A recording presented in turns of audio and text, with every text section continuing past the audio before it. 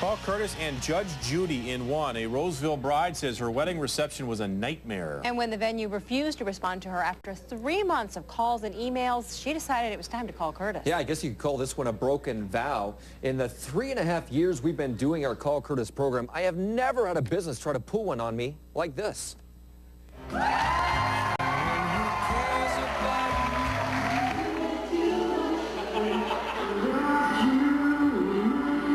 Renee and Calvin Lamb's wedding day could have been perfect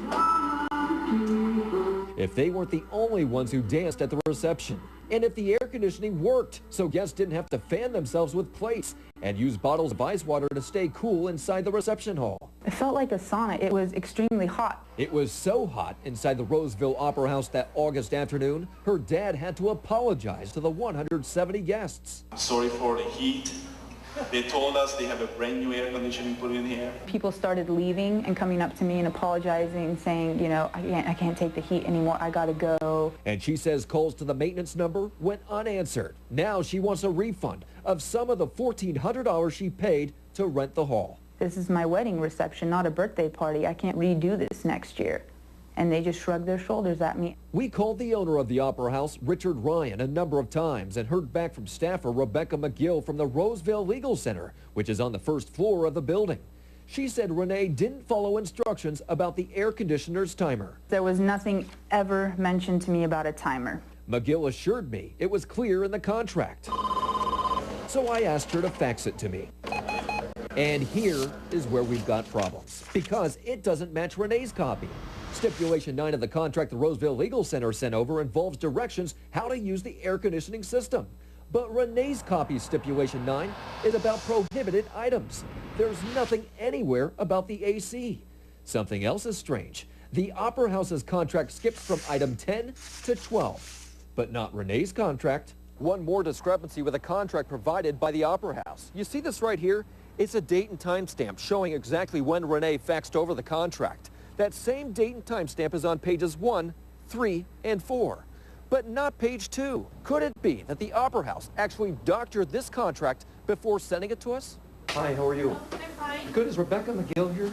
No, and can you take the camera outside? Is Richard Ryan here? Could you take the camera out? Okay, go ahead. Take the camera out. The woman at the counter kicked us out, refusing to take a message. So we told Renee small claims court could be her best bet. You are about to enter the courtroom of Judge Judith Scheindlin. Yep, Judge Judy took the case. Order. All rise. And right away, she zeroed in on that contract. While Rebecca McGill sat silent, Judge Judy looked at the two versions of the contract and pressed the Opera House's Lori Harris. I want you to take a look at this. Tell me why these two contracts are different. Yes, they are different. Why would you fax the reporter a copy of a contract that's different from the one that she was complaining about? We gave him written instruction. We felt it was the easiest way to communicate with written instruction on how it operates. Absolutely, but it wasn't in her contract.